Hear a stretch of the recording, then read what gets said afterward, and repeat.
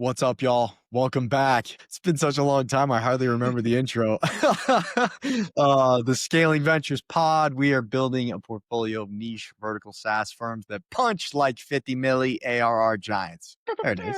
There it is. I got it back. It's been a hot minute. We had a little bit of a summer hiatus, at least as it relates to like the pod kind of YouTube cuts. Psyched to be back with my boy Kjael, who's recently located to the DR, and hopefully you're feeling cozy, my. Oh, I'm feeling great. Thank God for the AC. Otherwise, you'd see me sweating. Right on. So, gosh, there's been I've been a lot of kind of operating model, system optimization, thinking about kind of splitting the atom around how do we ensure we're fixated on the most important needle moving, high operating leverage things. How do we measure that? And it's been very kind of the business as a system. So I'm feeling good about our progress there. And I guess I'm excited though to change gears a little bit and move more towards the topic for today, which is heady. The title is super heady, but ideally we'll break it down and make it much more approachable. But the headline is Deterministic versus Probabilistic Systems, which is a very important discussion right now in the LLM era. And I guess the reason we're talking about deterministic versus probabilistic is in the spirit of value creation. Like, how do you sequence value creation? What does this mean for operators, acquirers, anybody playing in the SaaS world, or anybody who's poked around in Lovable probably feels a little bit of a panic? I mean, obviously, then you can start to get to a place where it's like good luck vibe coding something that requires, I don't know, some type of airtight regulatory oversight. And if you screw up, the consequences are dire. I think all of us are still a little puckered, to get into that view. But when it's like, a visualization layer for some analytics, da, da, da. So anyway, I wanted to kind of step back. There's so much hype and talk through what I see as like probably the most rational kind of near term kind of path that you'll see. So table of contents, we've got an intro to just lay out, kind of set the table around what each is, deterministic versus probabilistic. We'll break them down a little bit further. And then I'll basically kind of argue, or like the position of this whole thing is that it's going to be a hybrid model in the near future. Mhm. And then we'll get into how you can take advantage of this frame and how you can leverage more probabilistic type features and a general orientation to layer on some pretty dope, nasty value to what we assume is a already pretty airtight deterministic system in the vertical SaaS you're operating or considering acquiring. Cool. Amen, brother. All right. So I guess vertical AI. Oh my God, vertical AI. And like, I guess what to say. So I think without question, all right, I want to pull this stuff apart. Like, I guess where we saw this a lot too, once upon a time, was like, well, there's an API or there's an integration, right? And it was like, well, what does integration mean? It's like, well, you take an export and you put it in this FTP thing that sits between us, and then you reach in and grab it. And it's like that was used in the same breath as API, kind of two-way read and write real-time integrations. And it's like, whoa, there's such a spectrum. So the first thing is AI as a headline can mean about 10 million things, or I Yep. don't know, but at least 100, honestly, like 100 things. So Today, then AI can mean almost anything you can think of. like it means a lot. So you want to be more specific. And then you get into vertical AI and it's like, okay, what do you mean?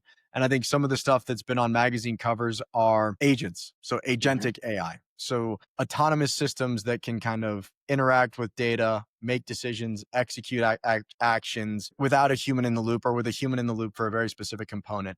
And that surely is a cool ass opportunity, full stop, where it's like, whoa, we can develop an agent that does something start to finish, very specific to a niche vertical context. And we can roll that out as a new product. We can roll that out as anything. Like, we're seeing a lot of, there's a whole bunch of use cases that are very, very interesting. So we're not going to be talking about agents today.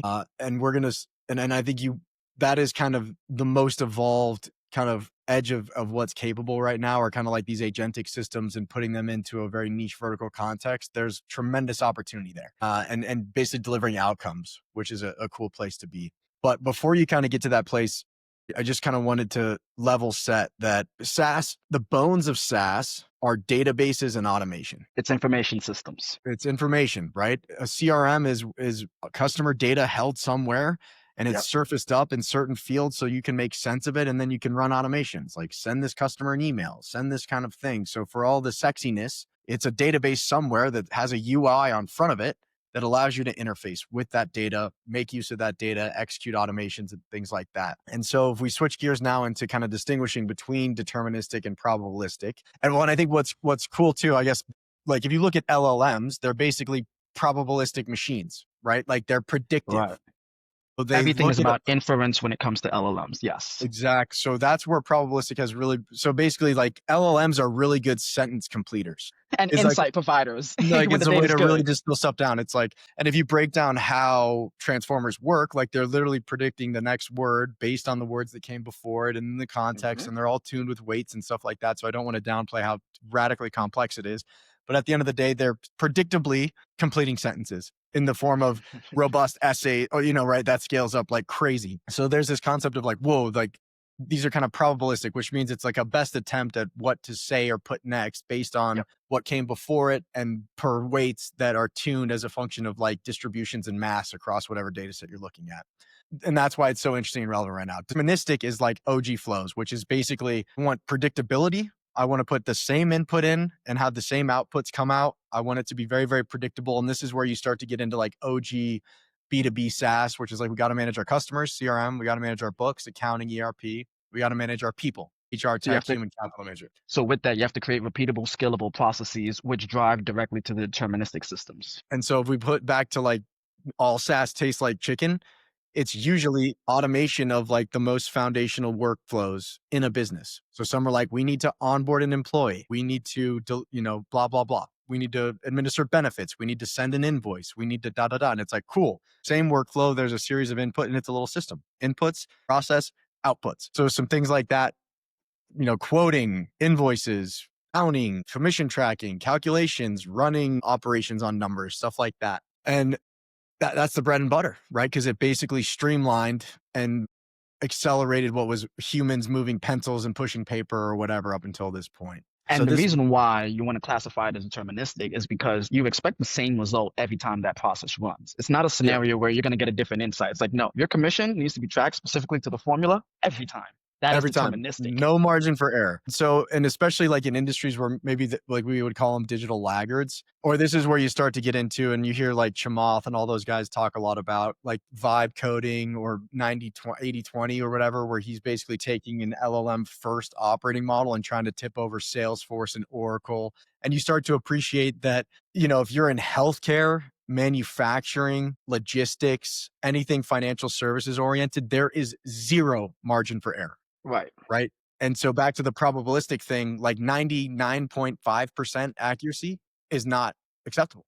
It has Yeah. to be 100% to be viable, right? In certain contexts. So the headline for this and to put deterministic stuff is that, this is like where my buddy joked and called it like blue collar SaaS, but it's like kind of like, and so I guess for acquirers and operators, like deterministic systems probably in our context have two magical qualities. They're often under optimized. So dated UI, weak search function, low NPS across the customer base, and they're insanely sticky. So they're basically embedded into these spinal cord mission critical workflows that have very defined, need to be absolutely excellent and repeatable outcomes. Anything you'd add to deterministic before we switch gears? I would say think about those tools that you were just describing as the ones in your tool stack right now that you love using, but it's shitty to sign into. You hate clicking the button, the entire UI. You're like, why am I even using this? But it works. You're using Yeah. it because functionally it gets you there. That's a deterministic system where an operator like us, we'd find a tremendous amount of growth if you could just get in there and like optimize the UI, really connect with the customer, see what they need. Like there's a lot of potential for growth there. Perfect. So now switching gears to probabilistic systems, which LLMs are probabilistic systems, right? That's why this is such a timely topic. That's why we're talking about it. So unlike deterministic systems, probabilistic systems generate outputs based on inputs that you put in inputs and you're going to get a different output based on the probability, inference, and learning and knowledge. So there's a Said ton of another variables. way, the pattern recognition. Yes, and pattern recognition. There's subject to interpretation. There's margin for error, et cetera, et cetera. And so probabilistic systems offer adaptability where they can get smarter over time as the data gets better. They Mhm. can do a lot of really, really cool stuff. And so just to and this would basically be like they can suggest next steps. They can predict outcomes based on historical precedents. They can forecast things into the future based on historical performance. They can analyze data and uncover patterns and synthesize that into a really digestible output. They can do all of the stuff that everyone here is using ChatGPT to do. So where it starts to get very interesting, or I want to encourage everybody to think about, especially in vertical SaaS, where the deterministic stuff is your entrance to the game. And you have to deliver deterministic outcomes to become workflow-based SaaS, which is basically to become the arms and limbs that operate the business and accelerate all these things to outcomes. And so one example, and I want to encourage people to think like there is a deterministic base here. We don't need to go nuts and jump after some crazy agentic tool that does something soup to start to finish and is absolutely excellent, but it's more so of like, cool, we have this deterministic core. Where are the opportunities to layer in probabilistic features in very isolated ways? And so ultimately, I think the way this is going to unfold and where the immediate value creation opportunities are in the immediate term is indexing towards this hybrid model. So it would be, here's an example, and this would be just kind of embedding probabilistic intelligence into deterministic workflows in a sentence. So deterministic would be like, quote configuration always returns the same price based on the same inputs. Probabilistic would be an AI highlights which quotes are likely to close or which reps are best at specific segments. So hopefully that kind of paints the picture, right? So this thing, the hybrid gives you kind of trust and leverage where it's like the quote is going to be accurate as shit, inputs, outputs. But now I get to an understanding of like probability of close based on these other determining factors. And where I guess in this context, it would be a salesperson using a thing to try and close a customer or something like that. So in a headline, the hybrid thing kind of gives you trust and leverage where it keeps the workflows reliable while infusing them with intelligence or more AI oriented things in incremental rational doses. I would say, said another way, the hybrid model is really what pushes you closer as an operator to establish a business that is coin operated. You have your deterministic systems that are going to keep the operating model going 24/7. But the probabilistic side is where you find opportunity based on pattern recognition for areas you might have been missing as it relates to the business. So now you're getting close to coin operating this thing. I put in $1, I expect to get $2 back out. Well, and I think an interesting frame too, like a lot of our peer group is like give away the SaaS and then it becomes the usage, the data usage of the SaaS to train models. So basically the data, like you give away the SaaS to get the usage data to then Yep. train models and then start delivering LLM oriented or agentic oriented products. And I think that's maybe a little over optimistic. And so so you kind of get into sequencing, right? Where first you have to instrument like deterministic workflows that deliver repeat value. And it's guaranteed, it's accurate as shit, especially in regulated categories. Then you layer in probabilistic capabilities that increase speed, accuracy, or insight. So if you start with the probabilistic stuff, you might miss on executing the deterministic. Now you break user trust, customer trust, your SOL. So all to say kind of trust precedes intelligence in the context of vertical B2B SaaS. So that sequencing is kind of critical. And like trust is the foundation of kind of any relationship. Trusting clean data. You can't establish trust if you don't have clean data. So now it's like, okay, Kjael, like you're speaking pretty abstract. Let's make this real. So here's a light take on kind of a playbook to harness this frame. The frame meaning hybrid models are the immediate future, and you're kind of focusing and making the deterministic core dope nasty, and then you layer on probabilistic stuff. So what does this mean? First, take stock. Like what deterministic stuff are we providing, right? Like, let's kind of really take stock. Like, this is not just kind of looking at feature sets and modules and stuff. It's like, what are the deterministic workflows that exist in our SaaS? Cool. Then you should start to probably pretty quickly identify opportunities where probabilistic stuff could be layered on top. And then you've kind of got a good view on things. Then you kind of think about value creation. And it's like, okay, we can optimize the deterministic core, which is update UI and speed up the application, make the application more reliable. This is all kind of plumbing and non-sexy stuff that no one cares about until the toilet explodes, and they're like, wow, it's like, we should have spent more time on the plumbing. And it's like, yeah, you should have. Yep. Like, Once you start drinking from a fire hose with support tickets about bugs, you're like, like, we should have worked on this. dude, we should have fixed the plumbing. So you kind of switch gears, or you're in value creation mode. So kind of the headline here, and maybe I'll share my screen and kind of we can bounce through these. So I shaped kind of like 6 that I would organize into like cohorts of probabilistic feature things, or like feature themes, if you will, that fit into this probabilistic tranche. So let me just pull this up and I'll slow down for the readers. So in big picture, you have kind of an intelligent search and retrieval. You have predictive forecasting. You have behavioral pattern detection, benchmarking and peer insights, contextual recommendations, and performance coaching. And I did my best to like really move beyond like our specific context and the companies we're operating to make these more as generalized as humanly possible. But you still see our context kind of poke through. But hopefully, anyway, that these are kind of useful. So, intelligent search and retrieval is making structured systems more accessible with natural language. So, this would be AI search over structured records like jobs, tasks, orders, forms, or whatever, smart filters, autocomplete, or guided lookup across dense databases. And the value here is reducing friction, making product more usable for non-technical users, short-circuiting things. I guess on one thing, it would be like, you need to write a SQL query to get anything out of this database. The other thing would be like, I'm looking for this, and it's like, cool, boom. Like you want to cater to the I'm looking for this. Said exactly in that tone. I'm Yes. looking for this.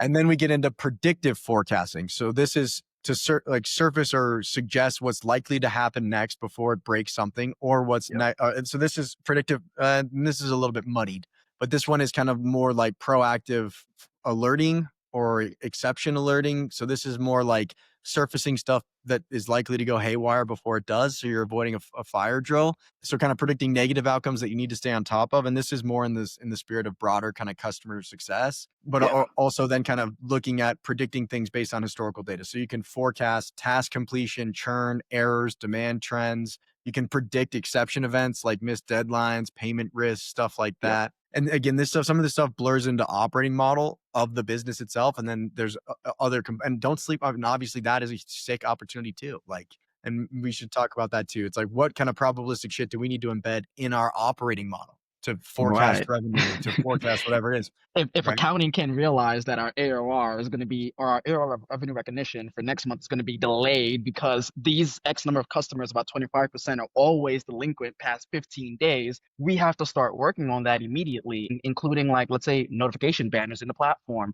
sending proactive emails, updating reminders through the Stripe portal. There's a ton you can do for the operating model. Totally. So the value here is helps teams prioritize effort and preempt kind of costly surprises, Yes. and it kind of same for users, helps users understand and predict kind of return on effort, et cetera.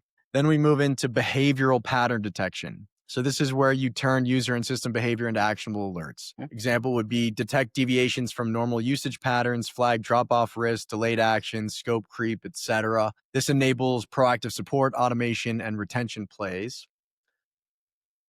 Another example would be like or by way of analogy, like an abandoned cart, right? Where it's like, hey, you got this thing to the 1 yard line and you didn't get it over Yep. the 1 yard line. Oh shit. You need to go back in there and finish the work or whatever it is. So then this is where I think things start to get really, really cool. And this is like very product centric. So this is this notion of benchmarking and peer insights. So position insights with context by referencing aggregate performance data. So this is where you can utilize the usage across your customer base to establish anonymized kind of benchmarks. And then you can let your customers know how they're performing against those benchmarks. So you're in the bottom quartile for response time.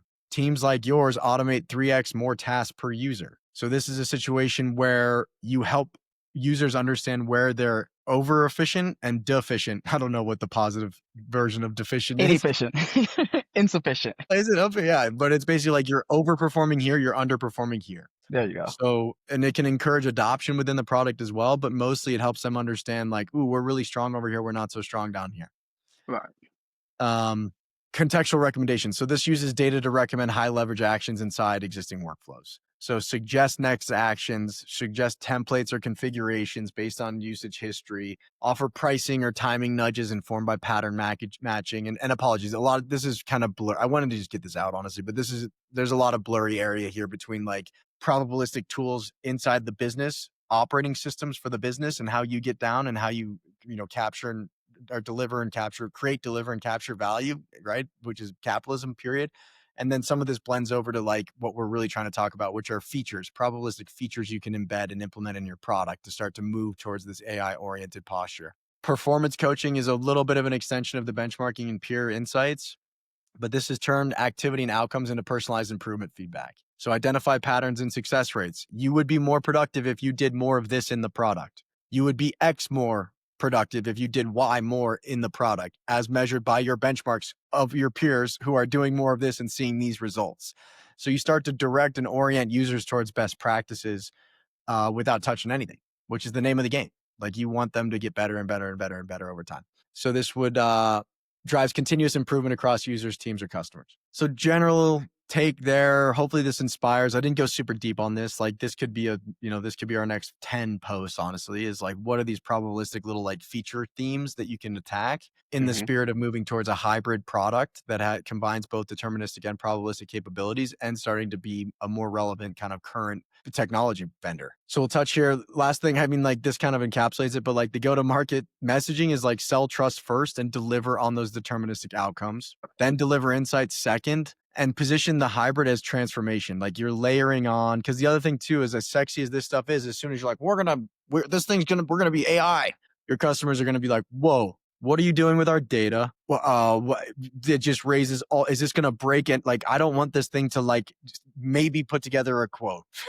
Like, I wanted to put together a sick quote that is accurate as shit. Like, this needs to not go wrong. So you position it as like we're introducing it very thoughtfully in very Hmm. contained areas to incrementally enhance the value. And the headline there is probably like, we're doing this in the interest of delivering insight and intelligence to you, which is a function of your usage of the deterministic core. It's probably the Ooh, I most like concise that. thing I've said the whole time. Like I like that. that's the root of it all, right? That's what we're trying to do. Shit, should have started with that. So anyway, and when you sequence it correctly, you don't just improve products. And like the example too, or what I think is a really cool opportunity, and this is like kind of the 6 inches in front of my face, so I've been a little fixated on it, is like, it's like cool. We have like a spreadsheet style report. And it's like, oh, or that was kind of 1.0. And it was like, all right, I have to chew through this, and my time to insight or my time to comprehension is all over the place, depending on how skilled I am, depending on how much data there is or whatever. And so then, was the mantra for many years, dashboards sell SaaS. So it was like use data visualizations to accelerate the time to comprehension. Like, what does growth look like? It's like, I could look at this thing, or I could look at a chart that's going up to the right. And it's like, growth is great, right? And I think we're in an interesting place now where we can jump over the visualization chapter milestone and get right to insights, where we can say, look at all this usage, digest it, identify the patterns, and spit it out in this templated insight report.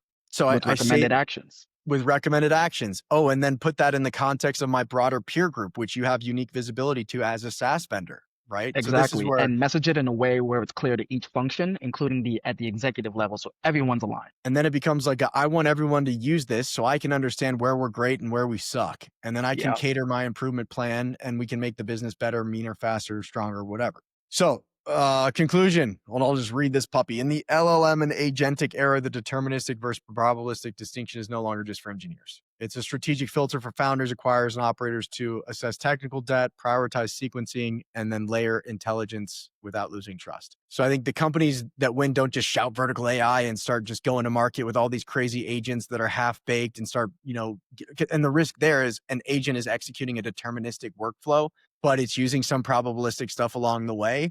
Now you start to get to that like 92% accuracy. And it's like, no, dude, there's no margin for error in this thing over here. Like, it needs to be 100%. So Hmm. the sequencing is critical, and knowing what to leave as deterministic and where you can complement that with probabilistic stuff, I think, is going to be the secret sauce. And that's where you can really start to transform categories, where it's like you're helping the entire category do better as a function of layering intelligence into this deterministic core and comparing them against their peer group and letting them know where they're outperforming and underperforming. Okay. It's a lot of action there, I It's a gotta lot say. of action there. I was going to say, as a parting few words, what everyone needs to go do is go clean up your data right now, and Yeah. then make sure that your deterministic systems are set up so well that you can actually trust them based on the clean data that you've just gone through that exercise. And now you can go ahead and layer in the probabilistic systems to now provide more insights and intelligence so you can get on with transforming the business and the entire customer experience. Yeah. And it's like back, like headline messages just for the economy is that every firm is a tech firm, period. Yep. You could be selling birthday cakes, but your whole spinal cord is technology. How you get Yep. down, how you operate the business. And in that spirit, data, as it has always been, is the gasoline. And the cleaner that data is, the better the deterministic stuff works. And then the better the clean data around the deterministic stuff unlocks all of this intelligence, where you don't need analysts to crunch shit. You just need a prompt and an LLM overlay, and away you go. What a time to be alive.